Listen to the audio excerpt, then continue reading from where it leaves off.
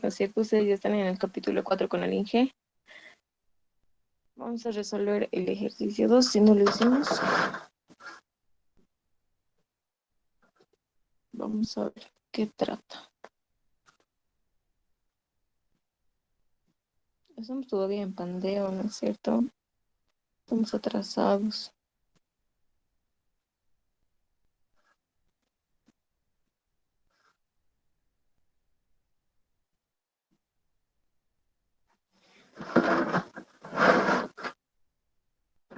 Ok, entonces pongamos solución. Vamos a ver qué es lo que nos pide el ejercicio. Calcular la carga máxima que puede soportar la estructura, dándonos todos los datos que están ahí, ¿no? El esfuerzo admisible de tracción con presión, el coeficiente de forma, el módulo de elasticidad, el módulo de elasticidad transversal y la longitud de esta columna. ¿Ok? Entonces pasamos a que vamos a ver, nos pide la carga máxima, ¿no es cierto? Y vamos a hacer el análisis vamos a poner uno, vamos a decir análisis por pandeo, porque también puede haber, o deberíamos hacer el análisis por esfuerzos combinados, ¿no? O por calidad de material, como el INGE lo llama.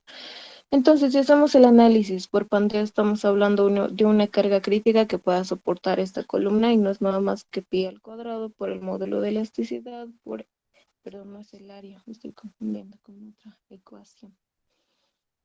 El módulo de elasticidad multiplicado, perdón, un ratito.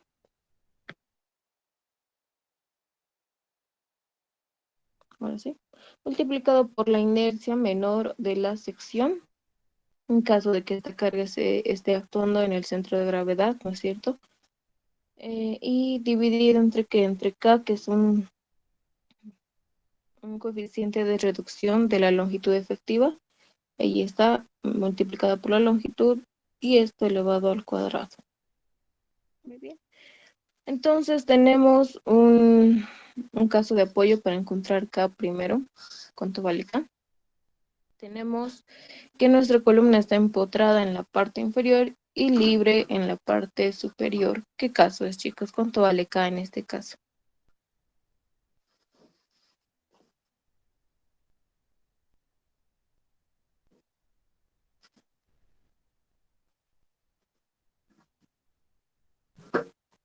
¿Alguien?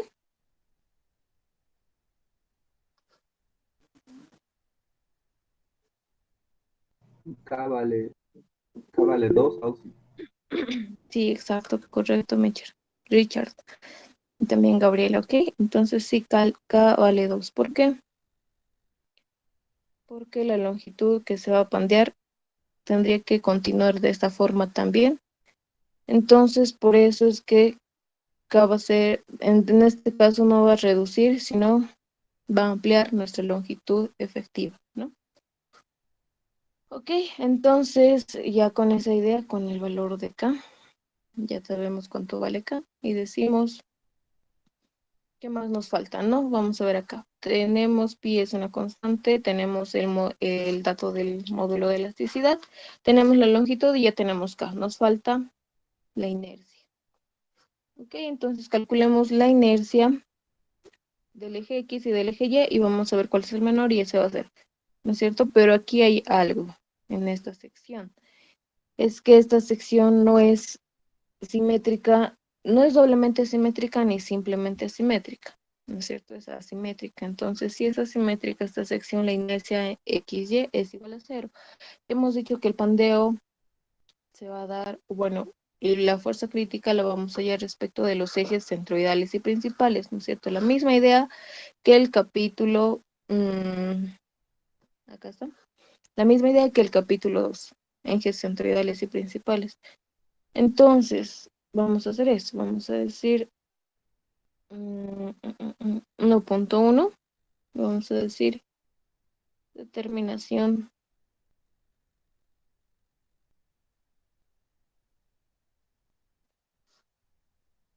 de inercias. Vamos a ver. También necesitamos el área, pero eso sería para el análisis por esfuerzos combinados. Ok.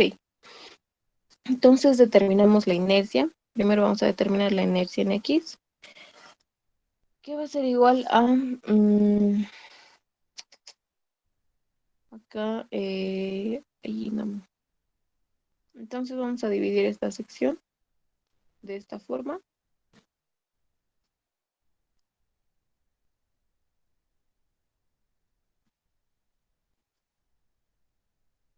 Ok, listo. Entonces decimos para el área sub 1, el área sub 2 y el área sub 3, ¿no? Entonces acá no hemos determinado el centro de gravedad, ¿no es cierto? Pero como está repartida equivalentemente tanto 12 a la derecha como 12 a la izquierda y 24 también, entonces directamente deducimos que el centro de gravedad está básicamente en el centro de toda esta sección, ¿no? Aquí sería 12 más 3 a la mitad sería 13.5, ¿no? 13.5, 3 medios, 1.5 más 12, 13.5. La misma idea de acá para acá, 12.5, perdón, 13.5. Y en la mitad de toda esta altura sería 3 más 12, la mitad de 24, 15, ¿no? Y la misma idea de aquí para abajo, 15. Y ahí está nuestro centro de gravedad. No ha sido necesario determinarlo en un paso en sí, con la formulita de sumatorias de áreas por U dividido entre el área total de la sección. No ha sido necesario. Ok, entonces ya está. Una vez conociendo el centro de gravedad, acá decimos estos ejes están ahí. El ejercicio no los dice, y es algo que debo corregir, que la carga está aplicada en el centro de gravedad de la sección, ¿no? No nos lo dice, pero es así. Es algo que debe estar en el enunciado, ¿no es cierto? Como en sus exámenes. Así que de eso no se preocupen. Si va a estar a cierta excentricidad, el enunciado se los va a decir, ¿ok?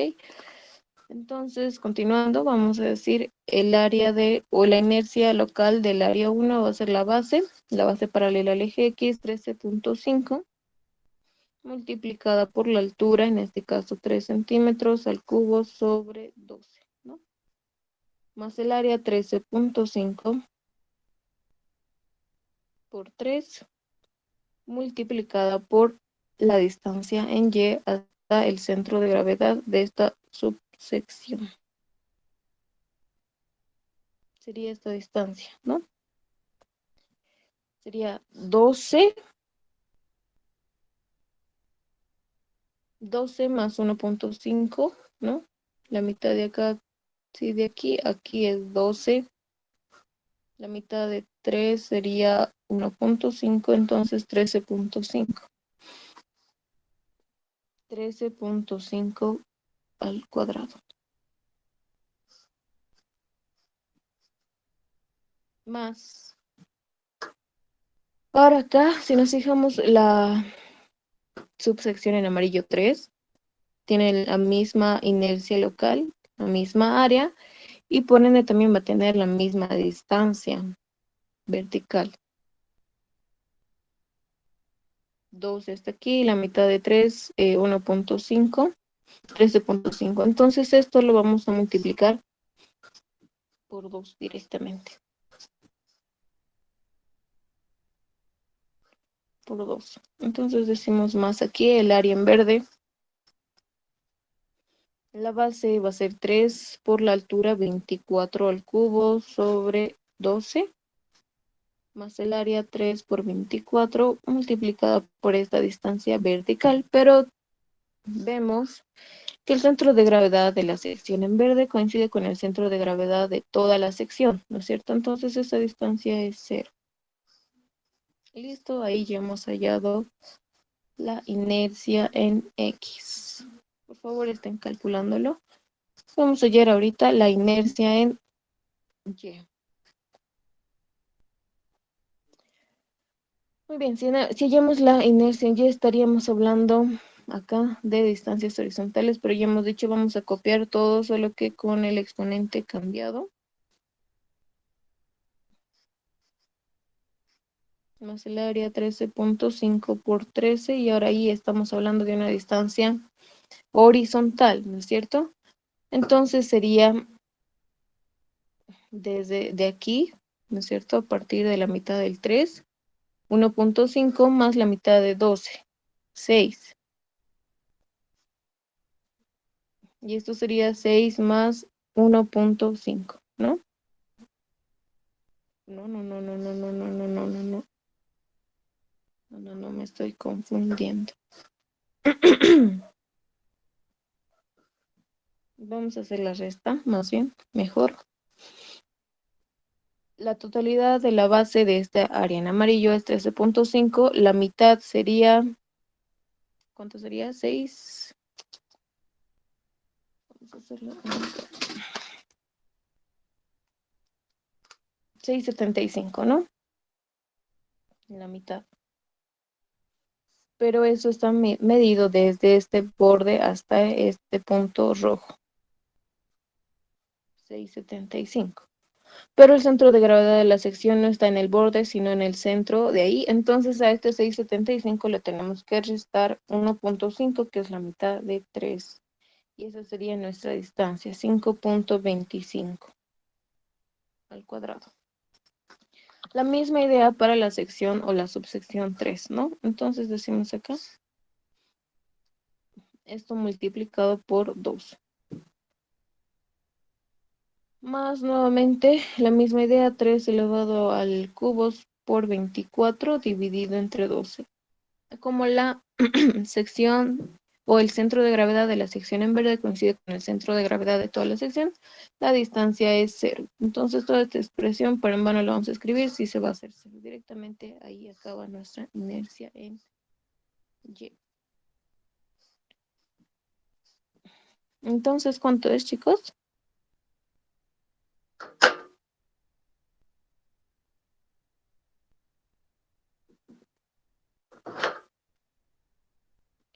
¿Cuánto sale la inercia en X?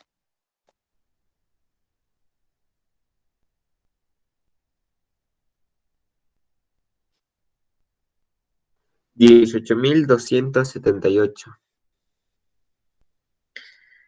¿Exactos? Sí, Auxi. Ok, muchas gracias. ¿El otro? ¿Tienes de la inercia en Y?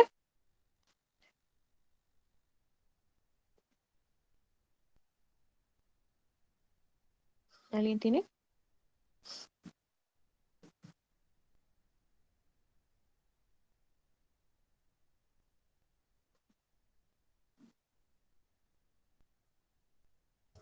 Así una pregunta. Adelante, John. Para hallar la inercia en X, estamos tomando la sección amarilla, entonces la base no sería 15, ¿o sí? Ujú. Sí. ¿Por qué tomó 13.5? Sí, tienes toda la razón, Determinar la John. No es 13.5, es 15. Esto sería 15. Esto también. Y la distancia es 13.5, eso sí está correcto, ¿no? Entonces aquí también cambiaríamos. ¿Por qué he hecho eso? 15, 15 y 15. 13.5, 3.24. Está bien hasta ahí, ¿no? Sí, sí está correcto. Entonces esto igual está mal. ¿Por qué? Porque lo que sería en realidad acá sería 15 dividido entre 2. Tendríamos 7.5, ¿no es cierto? 7.5. Y este 7.5 le tenemos que restar la mitad de 3, sería 1.5, y la distancia nos sale 6. Sí. Oxy. Y X me sale 19.926. Ok, dame chance, vamos a abrir esto. Sí, me he equivocado total. ¿Cuánto sale, por favor? 19.926. Centímetros a la cuarta, ok. La inercia en Y tiene 4.981.5. 4.981, ¿cuánto? Punto 5. Ya, listo, muchas gracias, Ricardo. Todo. Ok, entonces ahí está, ahí tenemos las inercias en X y en Y. No, me he confundido, ¿no es cierto? No, no sé por qué ese error. Ok, entonces pasamos a determinar la inercia XY, ¿no? Para verificar que esta inercia no es, o que los ejes ahí no son principales. Entonces decimos la inercia XY, vamos a ponerlo un poquito más arriba. Decimos el área de la primera sección, 15 por 3, ¿no es cierto? 15 por 3 multiplicada por, acá tenemos que tomar en cuenta los signos.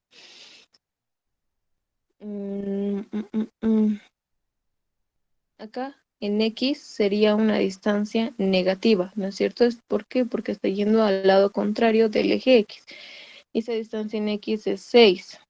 Perdón, aquí, pero menos 6 tenemos que poner, ¿no? Menos 6.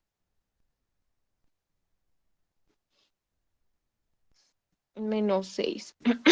Y en Y, la misma idea, está yendo al lado contrario del eje Y. Entonces esa distancia en Y va a ser negativa también. Y esa distancia en Y sería 13.5, menos 13.5. Listo. Decimos más.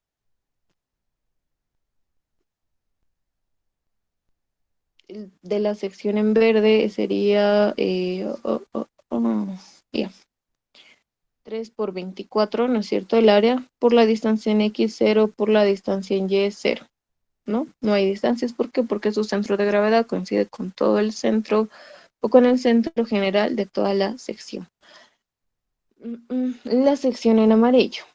Decimos más, el área va a ser 15 por 3. ¿Por qué? Por la misma distancia horizontal que sería, a ver, ¿dónde está? 6, ¿no es cierto? Pero en este caso positivo, ¿por qué? Porque va en sentido al eje X, o está en el lado positivo o en el cuadrante positivo de nuestros ejes. Entonces es positivo en ambos sentidos, como tanto como en X como en Y, ¿no es cierto? Entonces decimos las mismas distancias, perdón, las mismas distancias, solo que positivo. Entonces, ¿cuánto sale de acá? Inercia en X, Y.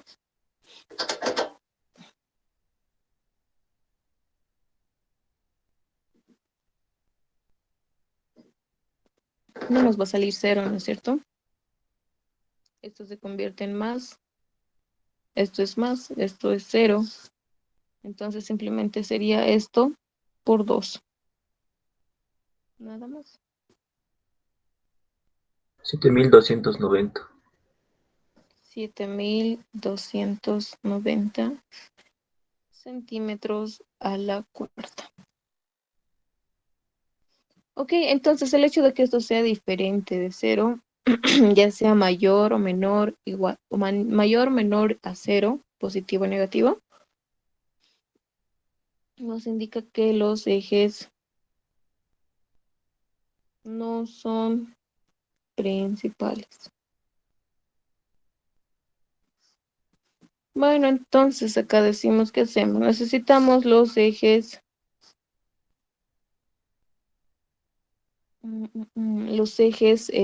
o perdón, las inercias de los ejes principales y centroidales, ¿no es cierto? Solo las inercias, si se dan cuenta, porque acá no interviene ningún otro término más, ni esfuerzo, ni el ángulo tita de rotación, ¿qué más? Ni las coordenadas, ¿no es cierto? Nada.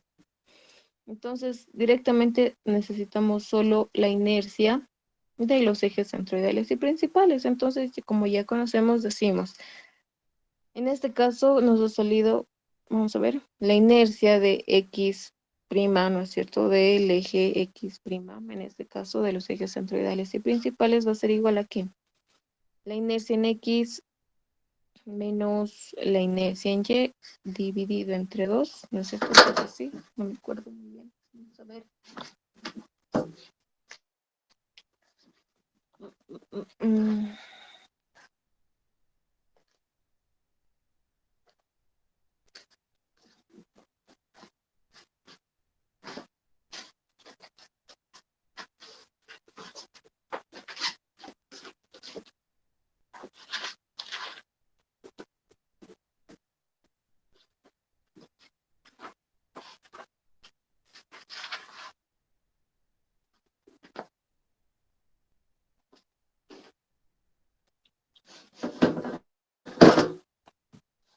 Vamos a ver acá. No encuentro en... ¿Dónde estamos en esfuerzos combinados? Mm, mm, mm, mm, mm.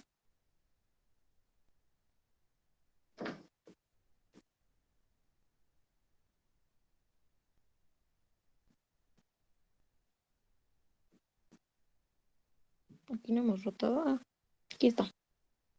Era más, ¿no es cierto? Aquí tenía la duda. Aquí es menos y aquí es más. Me he equivocado ahí. Esto es más dividido entre 2. Más, vamos a ver si es más, menos. Entonces la inercia en X nos ha salido mucho mayor a la inercia en Y. Entonces por eso le ponemos más, ¿no? Como la inercia en X es mayor a la inercia en Y, ponemos más. Entonces aquí ponemos la raíz. ¿De qué? La inercia en X menos la inercia en Y dividida entre 2 más la inercia en X Y al cuadrado. Pero esto igual está elevado al cuadrado.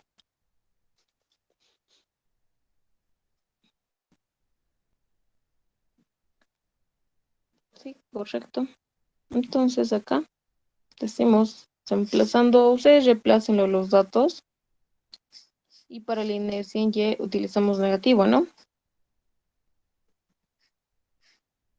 La inercia en X más la inercia en Y dividido entre 2, pero necesitamos el negativo menos la raíz de la inercia en X menos la inercia en Y, todo esto dividido entre 2 y todo esto elevado al cuadrado más la inercia XY al cuadrado.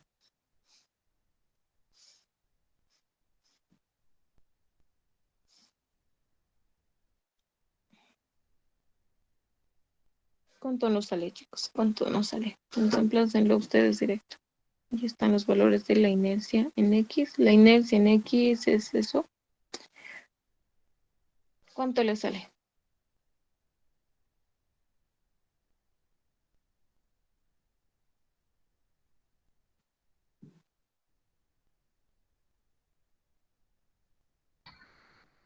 $22,893.033. Ok. Y la inercia en Y. Solo es cambiarle el signo, ¿no?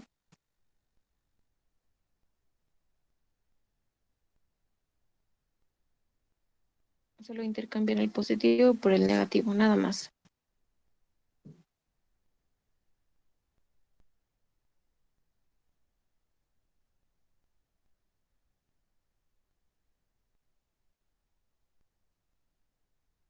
¿Cuántos, chicos?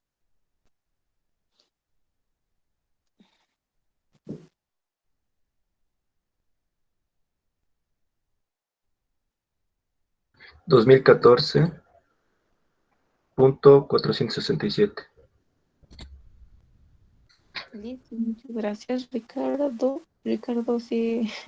Ok, entonces ahí ya tenemos las inercias en X y en Y, prima, que entonces eso significa que son de los ejes centroidales y principales, y como en este caso la fórmula solo nos indica eso, no nos importa nada más, decimos, vamos a reemplazar, pero antes que nada, entonces decimos, ¿Cuál de los dos vamos a reemplazar en la fórmula? ¿La inercia en X o la inercia en Y? De los ejes centroidales principales, obviamente, ¿no? ¿Cuál de El los menor. dos? El menor, ¿no es cierto? La inercia en Y. Entonces, este es el que vamos a reemplazar en la fórmula. ¿Por qué? Porque la carga está actuando en el centro de gravedad de la sección. Si hubiera excentricidad simple o excentricidad doble, ya las cosas cambian, ¿ok? Vamos a ver cómo afecta tanto que haya excentricidad. Mientras tanto, reemplazamos esa, mm, decimos 1.2 y que ponemos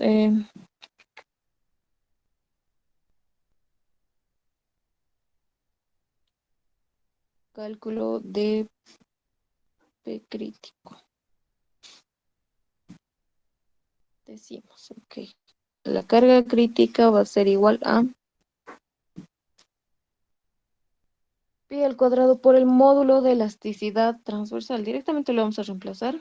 Es de 2.080.000.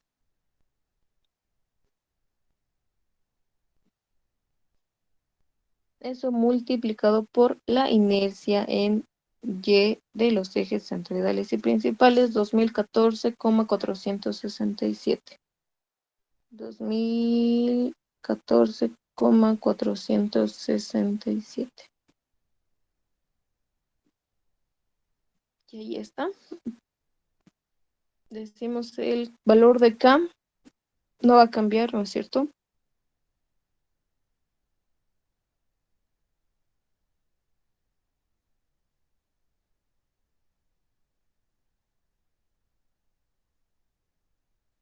Todo en en las mismas unidades por si acaso. Entonces tenemos la carga, perdón, la fuerza crítica. ¿Cuánto es? Pues la fuerza que pueda soportar antes de que esta columna colapse por pandeo. O se pandee, en otras palabras.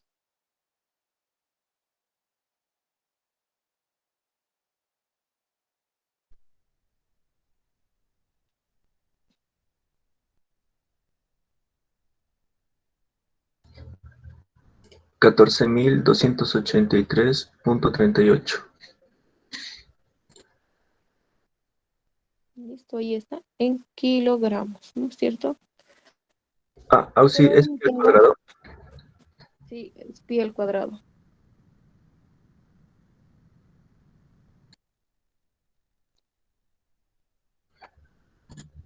Sale 44.872 entonces.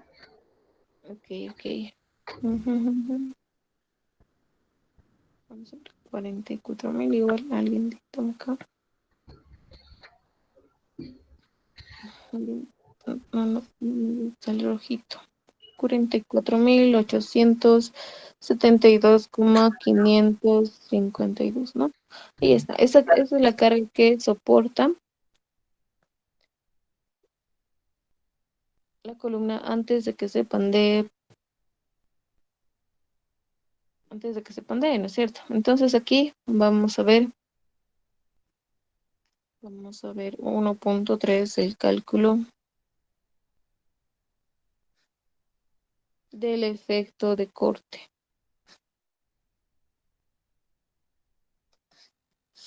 ¿Qué pasa con el efecto de corte, no es cierto? Una vez que esta columna se pandee por cierta carga, ¿no es cierto? La deformación de esta columna va a ser algo así, ya sabemos. No es tanto así, vamos a borrar 0 al inicio y ahí más o menos, ¿no? Ahí está la idea. Pero esto no, no es que va a estar en un estado inicial así y de repente ni bien le aumentemos 1 kilogramo o algo así más o menos a lo que... Ok, a ver. La posición inicial está en negro, ¿no? Pero para que llegue a la posición final o a la deformación máxima, va a transcurrir y no va a pasar de instante a instante, ¿no es cierto? Primero se va a deformar seguramente así, así, después así, después así, hasta que va a llegar a una deformación máxima, donde esta ya se va a romper, en otras palabras, ¿no? O va a colapsar. Ya no va a aguantar más la carga y va a colapsar. Esa es la deformación máxima. Entonces, mientras vaya deformándose esta columna, la carga va a ir actuando sobre esa. Entonces, de tal manera que va actuando como en forma de cortante, así se dan cuenta. Así está, y aquí. Esto va como que tratar de hacer un corte por esta parte, ¿no? Un corte en la columna. Y ese efecto se le calcula también y se le aumenta esta carga crítica, ¿no es cierto? Ese es el efecto de corte del que se habla y se aumenta la carga crítica o se halla una fuerza de tal manera que eh, incluya el efecto de corte. El efecto de corte no es nada más que P sub D, si mal no recuerdo. Así es como lo denominaba el Inge. Sí, P sub D, ¿no es cierto? Ahí está. El efecto de la fuerza cortante en el pandeo. P sub D, el efecto de la fuerza cortante. Y P sub D no es nada más que el módulo de elasticidad transversal por el área dividido entre el coeficiente de forma. Entonces decimos G por A dividido entre alfa, ¿no es cierto? O sea, no hay que calcular nada nuevo, solo el área, no hemos calculado el área, vamos a decir acá, cálculo del área. 2 veces 15 por 3,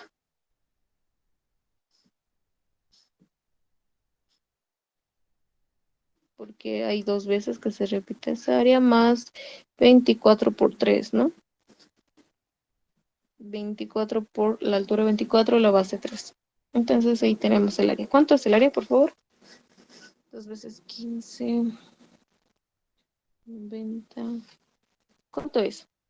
Rapidito. 162, ok, gracias, Milton. Centímetros cuadrados, ¿no? Entonces hacemos el módulo de elasticidad transversal. Nos dan como dato siempre. Es 780.000 kilogramos centímetros cuadrados. 780.000 kilogramos centímetros cuadrados. 780.000. Multiplicado por el área 162. Dividido entre el coeficiente de forma 1.5. Y ahí tenemos el efecto de corte o la carga del efecto de corte. ¿Cuánto es? Entonces, ¿cuánto es, chicos?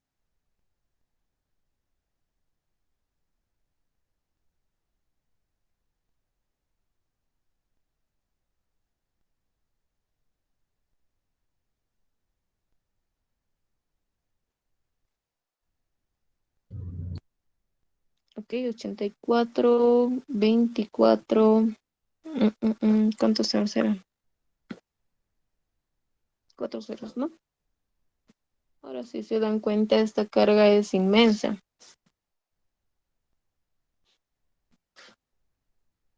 Pero aquí está la carga crítica que incluye el efecto de Kurt. ¿Dónde está? ¿Dónde está la imagen? Ah, aquí está. What? ¿Qué rayos?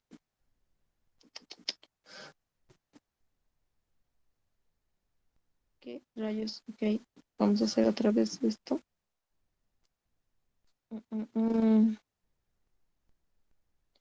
15 por 3 más 24 por 3 igual a 162. No me acuerdo cuánto era esto, pero directamente vamos a decir que es ese valor.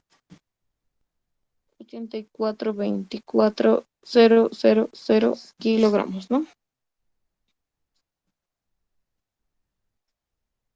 Falta un cero.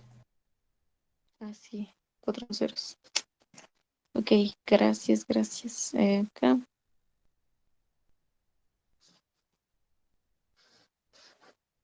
Y recién encontramos la carga crítica. ¿Qué es P sub E? Vamos a ver. P sub E no es nada más que la fuerza que hemos hallado por Euler, ¿no es cierto? No les he dicho eso. ¿O les he explicado sobre Euler? Creo que sí. Sí, les he explicado, recuerdo. Sí, la carga crítica de Euler, ¿no? P sub E es la carga calculada por Euler. Entonces aquí directamente vamos a poner cálculo de P crítica. Entonces lo que hemos puesto arriba está mal, ¿no es cierto? Esto es P sub E, la carga calculada por Euler.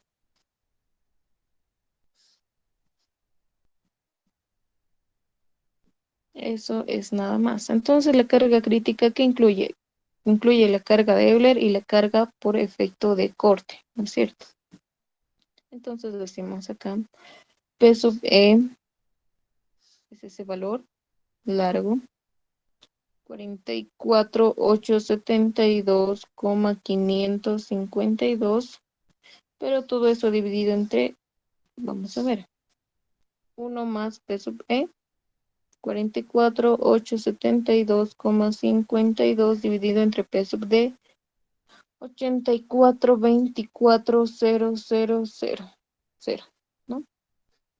Ahí está. ¿Cuánto sale esto?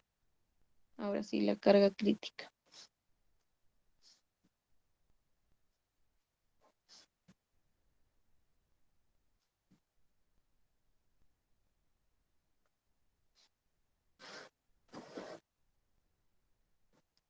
Ok, sale 44.848,662, ¿no? 662 kilogramos. Ahora aquí quiero que noten algo. Esta carga, ahí acabamos, ¿no? Por el análisis por pandeo. Y esa sería la carga crítica o la carga máxima, vamos a decir 1, sería igual a la carga crítica, ¿no? Quiero que vean esto. ¿Hay mucha diferencia entre la carga crítica y la carga de Euler que hemos hallado? No, no es cierto. Ambos son 44.800. Uno es 72 y otro es 48. Entonces, ¿qué es lo que hace el efecto de corte? Hace que la carga de Euler se reduzca. En vez de aumentar, ¿no es cierto?, la magnitud de la carga crítica, hace que la carga crítica se reduzca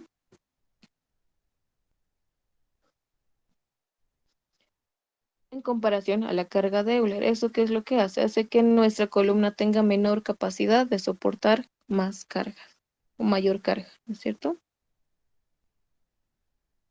Pero la diferencia es casi nula. A ver, serían como 50, 70, 20 kilogramos, ¿no? La diferencia más o menos. 20 kilogramos, que es insignificante en comparación a las magnitudes de las que estamos hablando, 44.000. Entonces ahí vemos que el efecto de corte no es tan drástico cuando estamos hablando por pandeo. Ahí está. ¿Alguna pregunta hasta acá?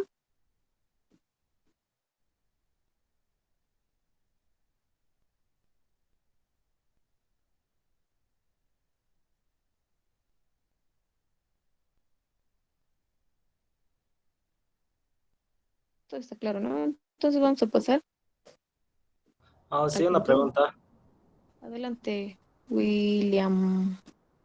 La inercia allí de prima, ¿por qué escogemos la inercia, el valor más pequeño para reemplazar en la fórmula?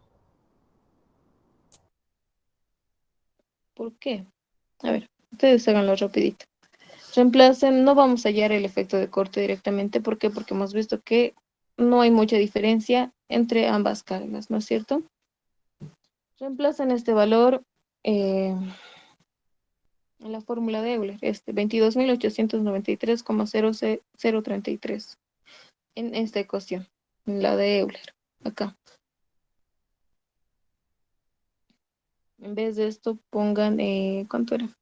22.893,033. ¿Y cuánto nos sale la carga?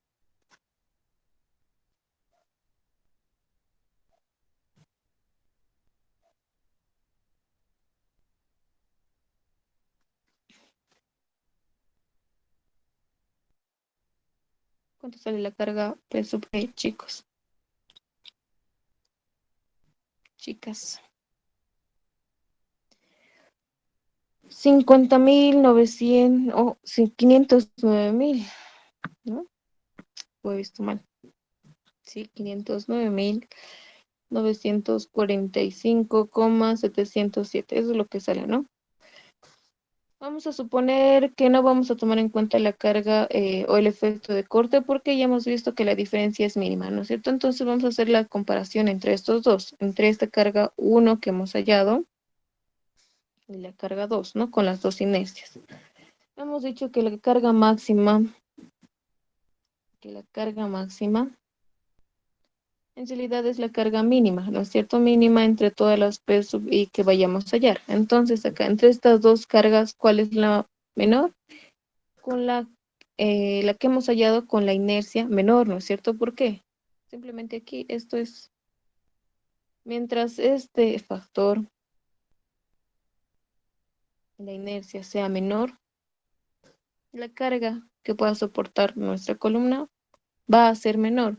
Y esa es la que estamos buscando, la carga crítica, la carga máxima que pueda soportar la columna, ¿no es cierto?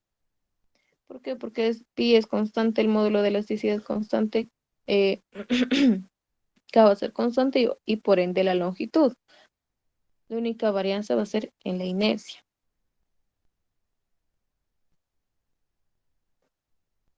¿Está claro? Y no puedo leer tu nombre completo. Sí, todo claro. Listo. Entonces, si en la inercia ponemos un valor menor, entonces tenemos también un valor menor de la carga, ¿no? ¿Y qué es lo que verdaderamente estamos buscando? Ok, si no hay más preguntas, entonces vamos a pasar a 2. Análisis por esfuerzos combinados.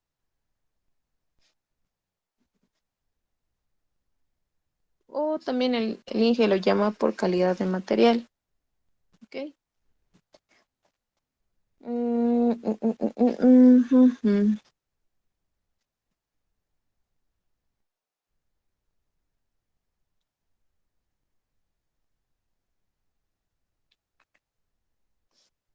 Ponemos la ecuación del esfuerzo en Z, ¿no es cierto?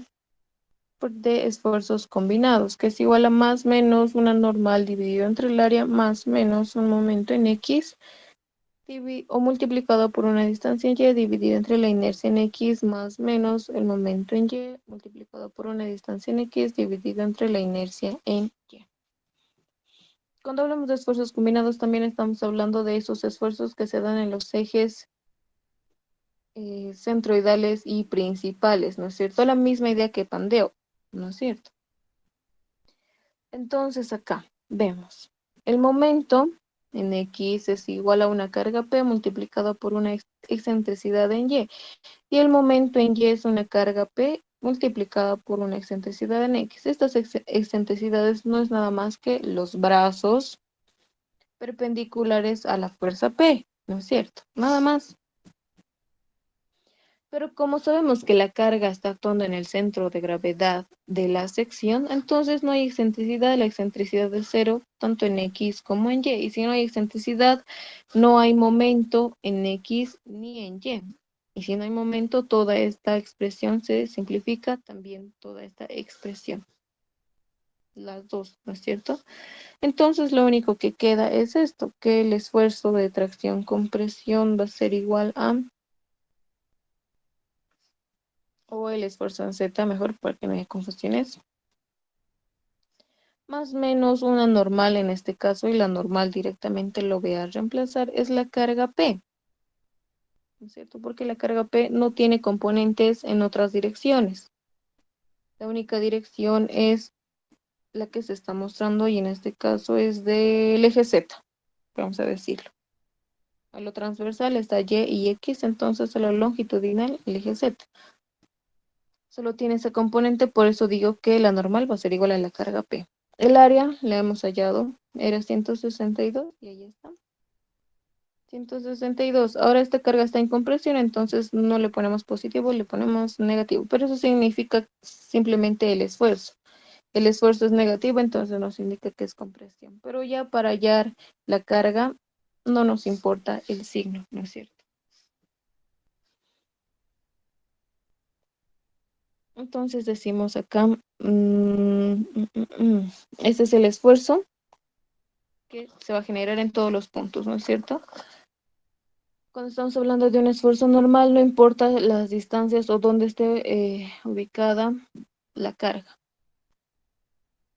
Entonces decimos cuánto nos da el esfuerzo de tracción con presión el ejercicio. 2000 kilogramos sobre centímetro cuadrado. Entonces igualamos el esfuerzo admisible. 2000 debería ser igual a menos P, pero ya no le voy a poner negativo porque sabemos que ese signo simplemente indica que es compresión. Entonces P dividido entre 162. Si se dan cuenta aquí, en este caso, si hubiera habido excentricidad, tendríamos que usar las inercias en X y en Y, ambas, que sean de los ejes centroidales y principales, tanto así también de los momentos, ¿no es cierto? Y las coordenadas también, las distancias. Ese método ya lo sabemos, puede ser por el método 1 o el método 2, en este caso de los ejes centroidales simplemente, o de los centroidales y principales, esos métodos. Esos métodos tendríamos que usar en caso de que sí exista algún momento. Y si va a existir algún momento, significa que va a haber excentricidad, ¿no es cierto? Ok, pero en este caso no pasa eso, no hay excentricidad, entonces directamente nuestro ejercicio se, se vuelve fácil respecto del tema de esfuerzos combinados. Entonces decimos aquí el esfuerzo máximo 2 va a ser igual a 2000 multiplicado por 162. 2000. Y eso nos sale un valor de 324.000 kilogramos. Nada más, ¿no? Kilogramos. Estamos hablando de una fuerza. Kilogramos, fuerza en serio. Entonces ya hemos analizado por los dos, no hay nada más que hacer. Y decimos resultado.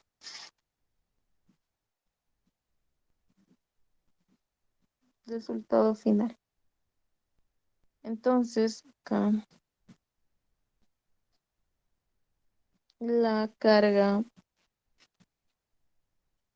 máxima va a ser igual a la mínima, ¿no es cierto? Entre la carga máxima que hemos hallado 1 y la carga máxima que hemos hallado 2. Nos fijamos y decimos, para la carga máxima 2 hemos hallado 324.000 y la carga máxima 1 hemos hallado 44.000 y 324.000. Entonces, obviamente, la carga máxima va a ser igual a la de Pandeo, ¿no es cierto? 44.848, eso vamos a poner.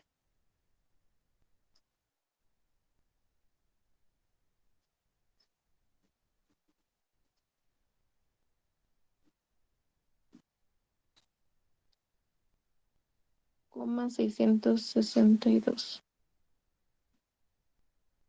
kilogramos. Y ahí está, esa es la respuesta.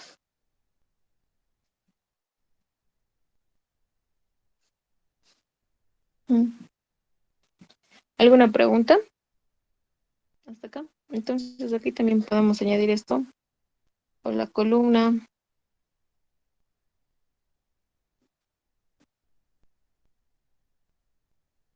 Colapsa por pandeo. Eso significa que es muy esbelta. Que es muy delgada en comparación a su longitud.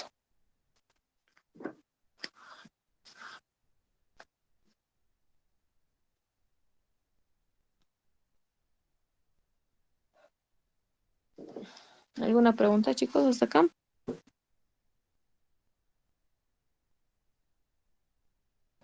Sí, sobre los momentos, las excentricidades en Y y en X, ¿cuáles serían esas distancias que usted mencionó?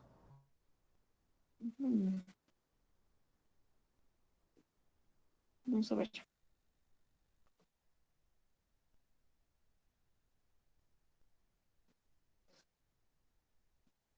Vamos a traer esta sección.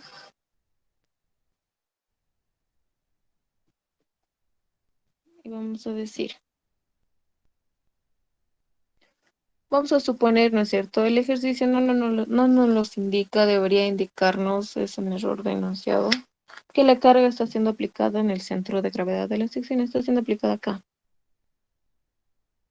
En ese caso no habría excentricidad. ¿Por qué? Porque la carga coincide con el centro de gravedad de la sección, no hay excentricidad. Pero en el caso de que digamos por acá, ahí esté siendo aplicada la carga, o para que no esté en el aire y no se confundan, vamos a decirlo ahí, en la esquina de la sección. Ahí está excentricidad, sería excentricidad en X, ¿no es cierto? Y ahí está excentricidad, pero excentricidad me refiero a los ejes, ¿no es cierto? A los ejes. Excentricidad en Y.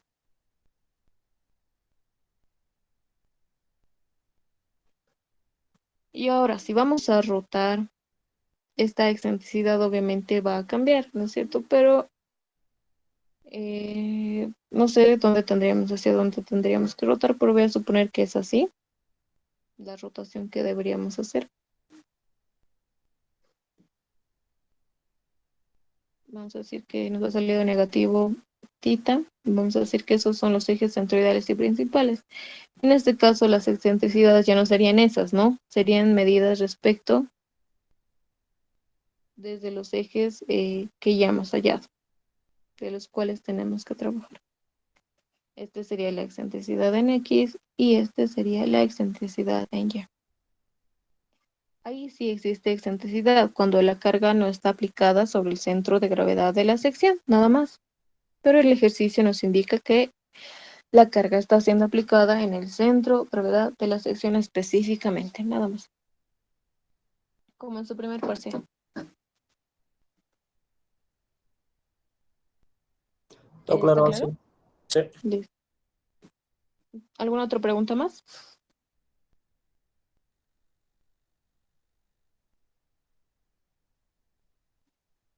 Ah, ok. Se los voy a pasar, ok.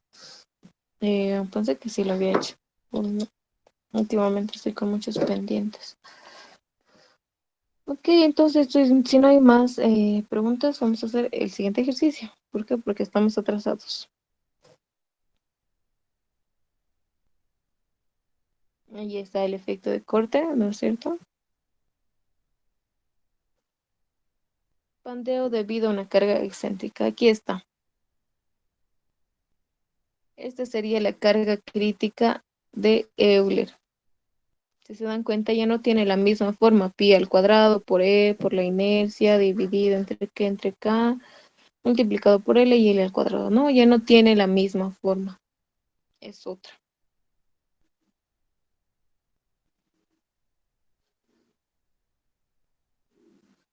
Y vamos a hacer. ¿De dónde se deduce esta ecuación? Se deduce a partir de la carga crítica de Euler, de la ecuación de la elástica. A partir de esto. El ejercicio 3 que nos indica. Vamos a hacerlo, ¿por qué? Porque estamos atrasados nuevamente. ¿Qué grupo somos? Grupo 2.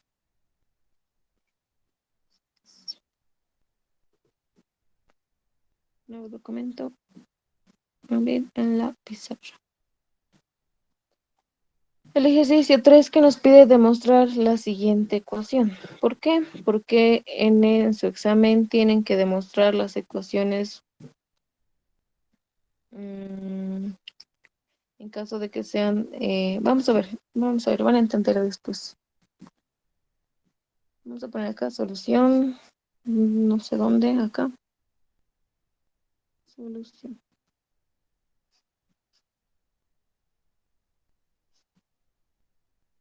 En caso de que les meta una carga con cierta excentricidad, ustedes sí o sí tienen que hacer la deducción de esta ecuación en su examen. ¿Ok? Entonces decimos, a ver.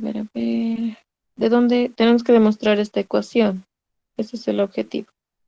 Entonces vamos a partir de la ecuación de la elástica que nos dice que la derivada de y respecto de x tiene que ser igual a menos el momento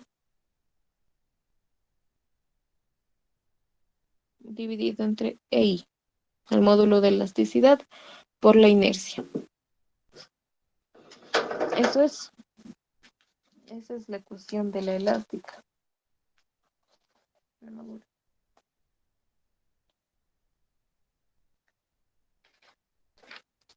Vamos a confirmar eso. Ujú.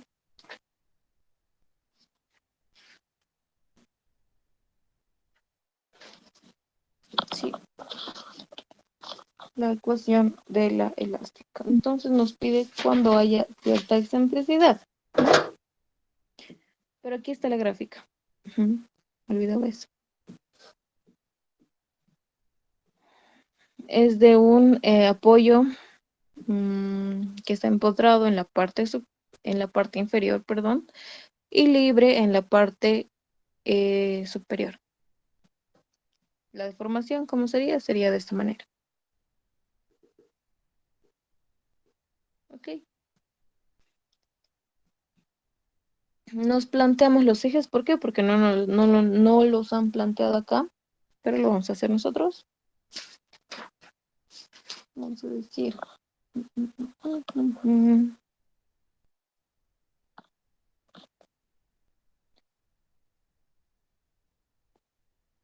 Lo voy a hacer así.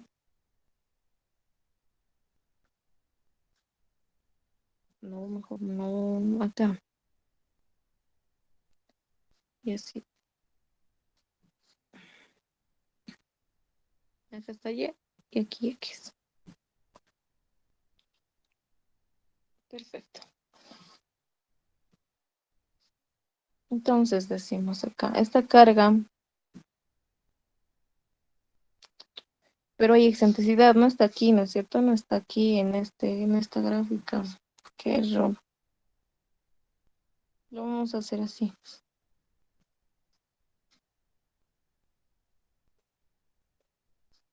Esta carga debería estar aquí. Olvídense de esto. Y esto representa la excentricidad. E. Y la posición final de la carga igual va a estar a la misma excentricidad, ¿no es cierto? E.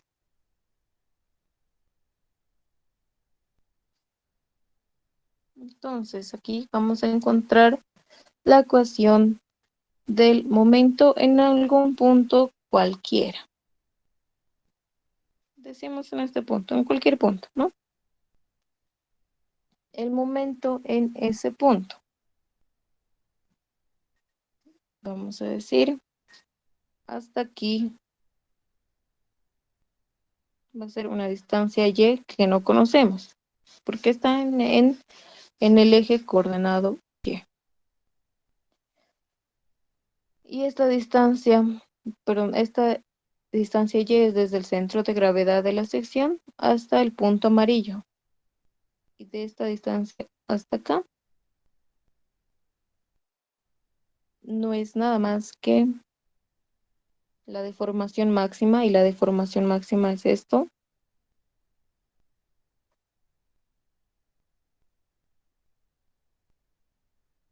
La deformación máxima.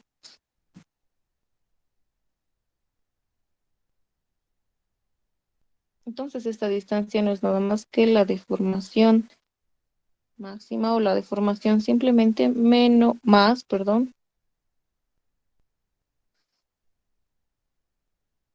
Perdón, acá me estoy confundiendo.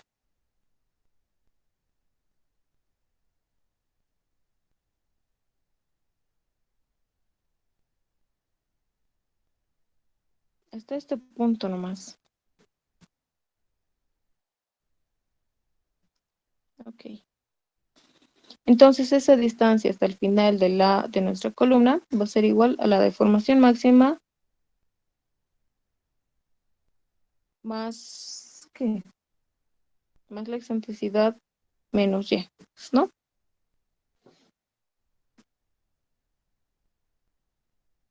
Sí. Más, esto no es negativo. La deformación máxima más la excentricidad, perdón, la deformación máxima no está medida desde aquí, sería medida desde donde se da la excentricidad o hasta donde acaba la excentricidad. Una vez que acaba la excentricidad, a partir de ahí se va a dar la deformación máxima. Entonces, por eso digo que este punto o esta distancia en azul es igual a la excentricidad más la deformación máxima menos esta coordenada en Y que no conocemos. Esa sería la distancia de la carga P. Y la carga P está aplicado acá.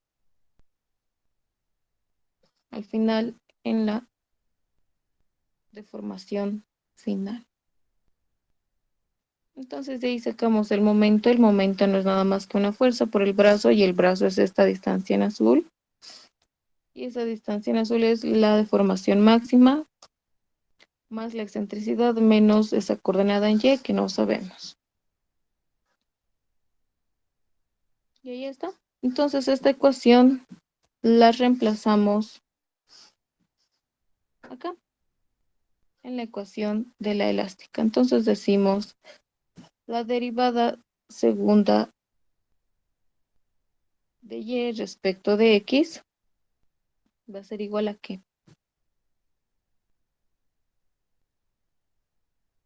Acá al menos no lo vamos a tomar en cuenta porque ya estamos tomando en cuenta acá las,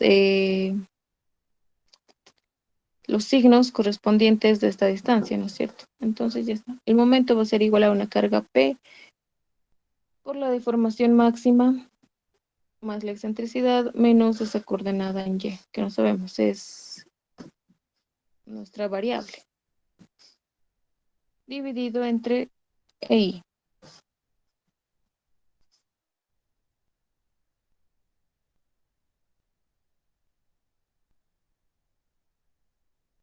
¿Ok? Entonces separamos todo lo que tenga la variable Y. En este caso, esto multiplicado por P nos daría menos P dividido entre e I, ¿no es cierto? Por Y. Simplemente estoy separando. Más la carga P por la deformación, no voy a poner deformación máxima, simplemente deformación, dividido entre I.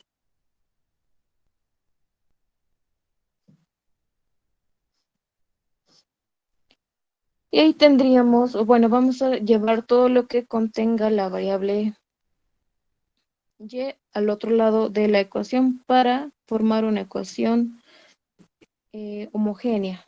Y las ecuaciones homogéneas son las que tienen una solución, solución general, se le llama, ¿no es cierto? En cálculo 3, hemos aprendido eso.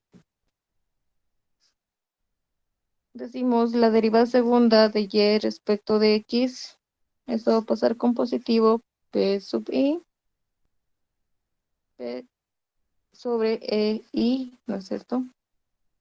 Multiplicado por Y. Y acá dejamos todo lo que no contenga la variable Y. Entonces tenemos P sobre E I multiplicado por la deformación más la excentricidad. Listo, tenemos, vamos a decir acá, siendo que beta vamos a utilizar una reemplazo de variables, lo podremos decir así. Siendo que beta va a ser igual a P sobre el módulo de elasticidad multiplicada por la inercia. Y tenemos esa expresión justamente acá y acá también. Entonces, escribiendo la ecuación, la derivada segunda respecto de X va a ser igual más, ¿no es cierto? Beta por Y va a ser igual a beta por la deformación más la excentricidad. Y ahí tenemos la ecuación diferencial.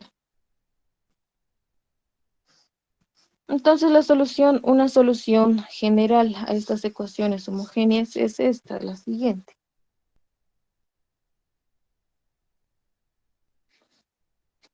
Esto igual lo podemos poner de esta forma, ¿no es cierto? Segunda derivada es igual a esto. Entonces la solución general a esta ecuación es igual a esto. Esta es la solución general a una constante a sub 1 multiplicada por el coseno de beta x. Por si acaso beta y x están sobre el coseno, están dentro del coseno, más una constante 2 multiplicada por el seno de ¿qué? De beta x.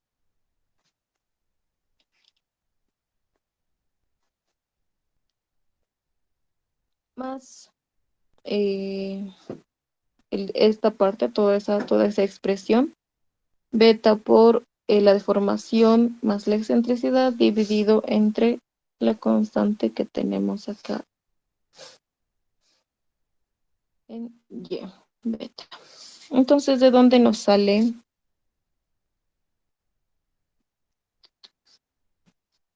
Que la solución general va a ser igual a una constante a sub 1 por el coseno de ¿qué? De beta x más la constante 2 por el seno de beta x más la deformación más la excentricidad. Ahí está. Esa sería la solución general a la ecuación que hemos encontrado.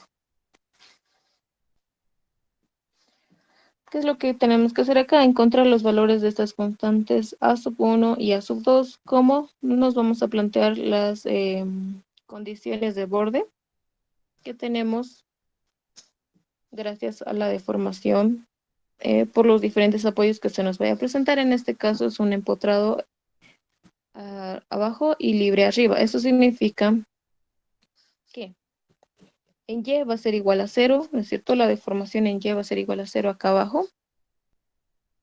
Y la rotación también va a ser igual a 0. Eso significa que Y', la derivada, va a ser igual a la rotación, es igual a 0.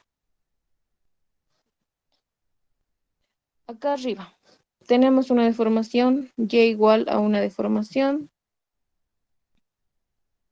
Y eso, casi no nos sirve lo de arriba, ¿no es cierto? Tenemos esas dos condiciones de borde, pero acá tenemos que decir que cuando X sea igual a 0, ¿no es cierto? Cuando X sea 0, Y va a ser 0. Y cuando X sea igual a L, se va a dar la deformación máxima. Dos condiciones, dos incógnitas, se puede resolver el sistema de ecuaciones que vamos a plantear ahora. La primera condición era que cuando X sea igual a 0, Y va a ser igual a 0. Tenemos. Entonces reemplazamos estas condiciones en esta ecuación. Y igual a 0 igual a la constante 1 por el coseno de ¿qué? De beta, pero X vale 0, ¿no? Más a 2 por el seno de beta, X vale 0. Más la deformación más la excentricidad. Entonces tenemos una ecuación. La podemos simplificar. ¿Sí? ¿Cuánto es el coseno de 0?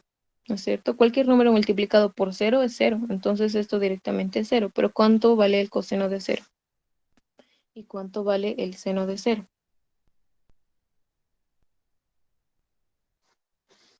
Coseno de 0, 1.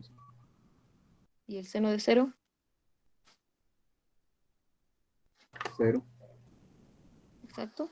Entonces de aquí ya directamente sin hacer un sistema de ecuaciones podemos encontrar el valor de a sub 1, ¿no es cierto? Porque si el seno de 0 es 0, a sub 2 directamente, o toda esta expresión nos va a salir 0. No es que a sub 2 nos vaya a salir 0, ¿no? Entonces de aquí decimos 0 va a ser igual a sub 1, porque el coseno de 0 es 1, más la deformación más la excentricidad. Y de aquí ya hallamos el valor de a sub 1, que es igual a menos la deformación más la excentricidad.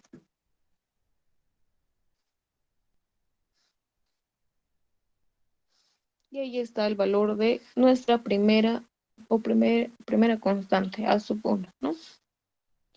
Y solo con plantear una condición. Entonces planteamos la siguiente condición. ¿Cuál era la siguiente condición?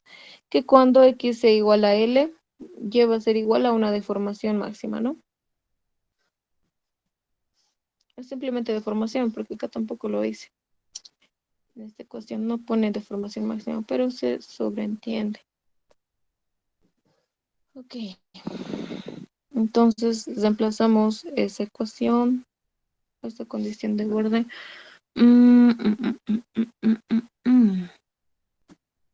Esta condición nos da simplemente lo más crítico, ¿no? Que no nos está pidiendo en este caso. Entonces de nada nos serviría hacer esa condición.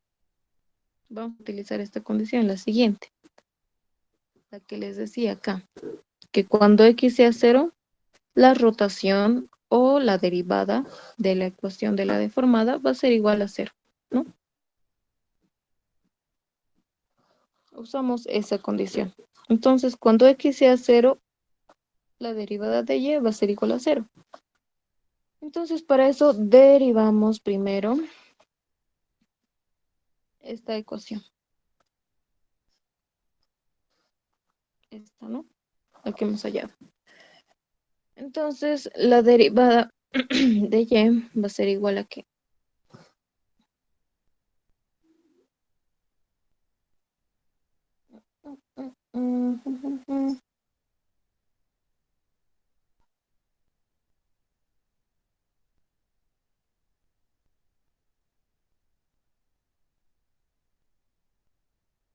Ok, entonces decimos, primero derivamos esto, como es una constante, se deriva igual a 0, entonces directamente pasamos a derivar el coseno. Entonces ponemos a sub 1 multiplicado por la derivada del coseno. ¿Y cuánto es la derivada del coseno?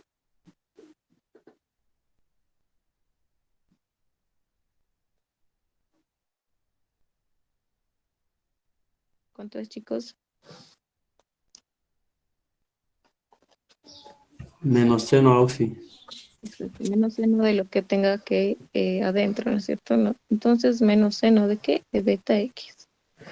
Por la derivada de lo que tenga adentro. Entonces, la derivada de beta x es igual a beta. Nada más, ¿no? Perfecto. Ahora pasamos a derivar esto. Más a sub 2 por la derivada de seno. ¿Cuánto es la derivada de seno?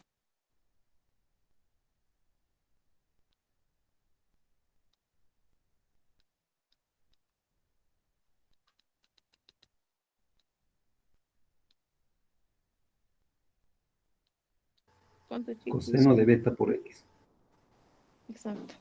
Pero ya no es negativo, ¿no? Hacemos memoria. Coseno de beta por x. Entonces derivamos todo lo que tenga adentro el seno. Entonces sería directamente también beta. Derivamos esta expresión como son constantes y no tiene nada que ver con beta directamente a 0. Y ahí está, tenemos la expresión derivada. Reemplazamos esta condición de borde que cuando x sea 0, la derivada de y va a ser 0. Entonces decimos 0 más, ya hemos hallado el valor de a sub 1. Vamos a reemplazarlo. Directamente a sub 1 es igual a menos que menos esto, menos la deformación más la excentricidad, ¿no? Y menos por menos da más, así que directamente le voy a poner eso. Tenemos la deformación más la excentricidad. ¿Por qué? Por el seno de ¿qué? De beta x y x vale 0. Entonces, seno de 0 multiplicado por beta más a2 multiplicado por el coseno de 0 por beta. Listo. El seno de 0 hemos dicho que es igual a 0. Y el coseno de 0 es igual a 1. Decimos entonces, toda esta expresión se hace 0, entonces 0 se va a igualar a 2 multiplicada por el coseno de ¿qué? perdón, esto es 1 directamente, ¿no? A2 por beta. Entonces hay dos opciones para que esta ecuación se cumpla. Que A2 valga 0 y que beta valga 0. Pero como beta es igual a una carga P sobre EI, a no ser que la carga sea 0, estos dos tienen un valor que es diferente de 0 o es mayor a 0, de hecho, ¿no es cierto? Pero de nada nos sirve analizar entonces por pandeo si la carga vale 0, ¿no es cierto? No tiene sentido. Entonces decimos que como beta es diferente de 0, la única opción es que A2 sea igual a 0. Entonces de ahí sacamos que A2 es igual a 0. Ya hemos hallado los valores de las dos constantes de nuestra ecuación de la deformada de nuestra columna, ¿no? Y ahí está, vamos a poner acá.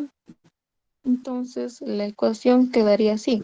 Y igual a ¿qué? A la constante A1 menos la deformación más la excentricidad. Eso multiplicado por el coseno de beta.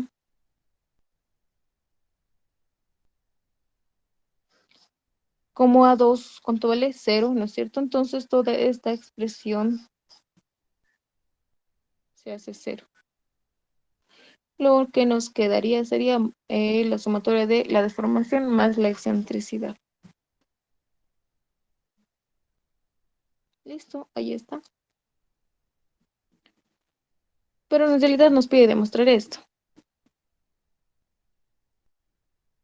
Entonces, no basta ahí, ¿no? ¿No es cierto? Entonces sabemos que beta es igual a P sobre EI.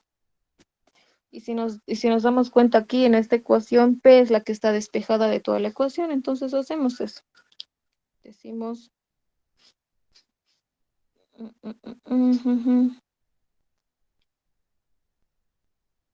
Aquí hay algo más. Aquí, esta carga ya es para las condiciones críticas. Condición más crítica. ¿No es cierto? De nada nos sirve conocer una carga que no sea la máxima que pueda soportar la columna. ¿No es cierto? Entonces la condición más crítica, ya hemos dicho, una vez que ya sabemos eso, aplicamos la condición más crítica, que cuando X sea L, lleva a ser igual a la deformación máxima, ¿no? O simplemente deformación. Reemplazamos eso en esta ecuación antes que nada. Y decimos, entonces y igual a la deformación, va a ser igual a ¿qué? Menos la deformación más la excentricidad multiplicada por el coseno de ¿qué? De beta por X, y en este caso X ya no vale 0, sino vale L, más la deformación más la excentricidad. Listo. Si nos damos cuenta, tenemos un factor en común, entonces hacemos esa simplificación, decimos la deformación más la excentricidad multiplicado por 1 menos el coseno de beta L, ¿no? Como que ya nos estamos acercando a esta cuestión. Eso creo.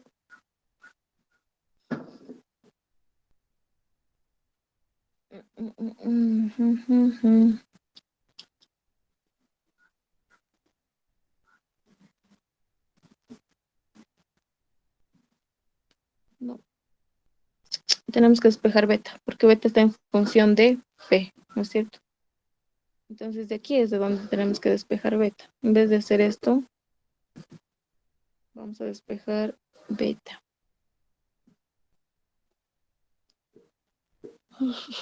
Entonces, a ver.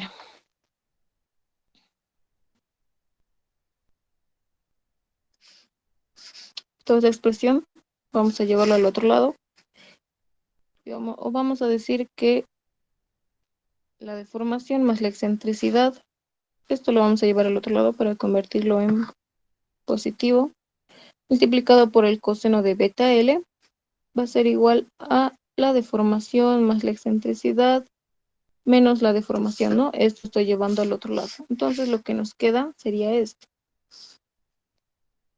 El coseno de beta L va a ser igual a la deformación con deformación se va, excentricidad dividido entre la deformación más la excentricidad. Esto estoy llevando al otro lado. El objetivo es despejar beta para despejar P, ¿no? Entonces decimos beta L va a ser igual a la inversa de ¿qué? De coseno sobre de la excentricidad sobre la deformación más la excentricidad. Ahí está. Poco a poco despejando beta. Por último, aquí hay algo que no he tomado en cuenta. Beta es la raíz de P sub I. Y si beta lo elevamos al cuadrado, entonces beta al cuadrado va a ser igual a P. Es una ayuda matemática, ¿no es cierto? Entonces, de donde aquí teníamos que decir beta al cuadrado, beta al cuadrado. Ahí está. Es igual. Qué error. Ahí es. Eso es. Esta es una ayuda para encontrar o para volver a esta ecuación, una ecuación homogénea que tenga su solución general conocida. ¿Ok? Entonces, ahora sí. Aquí decimos que beta es igual a ¿qué? O beta al cuadrado es igual a P sobre EI, ¿no? Entonces, 100 ahí.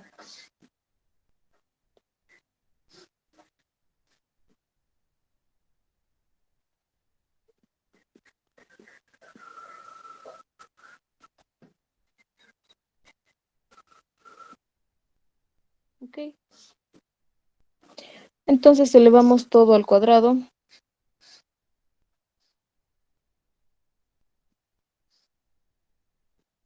Decimos acá entonces beta al cuadrado, L al cuadrado va a ser igual a, a la inversa del coseno menos 1 de la excentricidad, la deformación más la excentricidad, todo eso al cuadrado. De acá reemplazamos beta al cuadrado, que es P sobre EI. Decimos entonces P sobre EI directamente acá. 1 sobre L al cuadrado lo estoy llevando al otro lado. Coseno o la inversa del coseno de la excentricidad más sobre la deformación más la excentricidad y todo eso al cuadrado, ¿no? Seguimos copiando la ecuación. Es donde decimos que P va a ser igual a EI sobre la longitud al cuadrado multiplicado por la inversa del coseno de que de la excentricidad más la deformación más, perdón, la excentricidad sobre la deformación más la excentricidad. Y ahí está. Es la ecuación que deberíamos demostrar.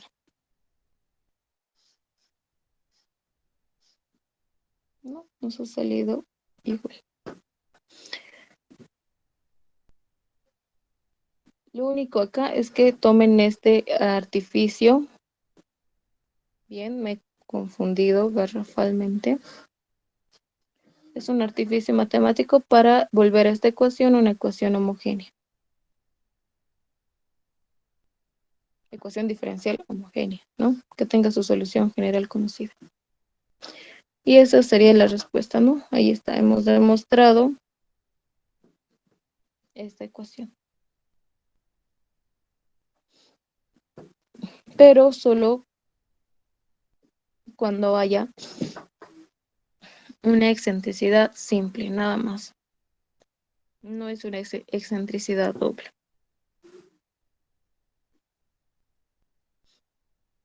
¿Alguna pregunta hasta acá?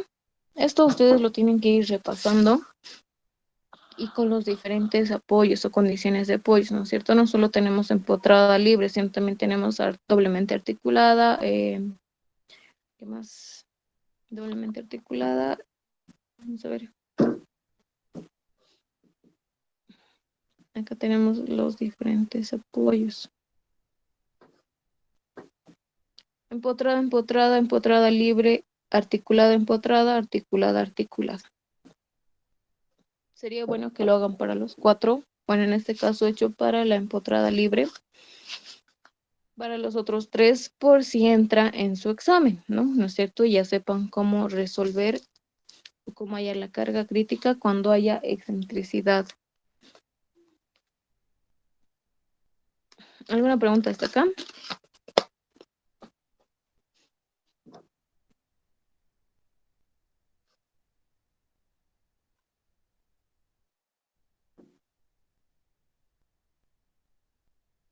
No, esta partecita de resolver ecuaciones, chicos, tienen que repasar un poquito, porque no solo les va a pedir para eso, el INGE en su examen. Vamos a ver qué más hay. En la demostración, ya directamente he entrado yo acá, entramados, piezas entramadas. Vamos a ver esto en la siguiente clase. Y les voy a pasar el video que les decía, para que ustedes lo vean y complementen y sepan cómo hallar los valores de K para cada condición de apoyo. Y también se guíen en eso para hallar la excentricidad o la carga crítica cuando haya excentricidad en los diferentes apoyos, ¿ok? Entonces, si no hay más preguntas, nos vemos la siguiente semana. Hasta luego a todos, que tengan un buen fin de semana, nos vemos.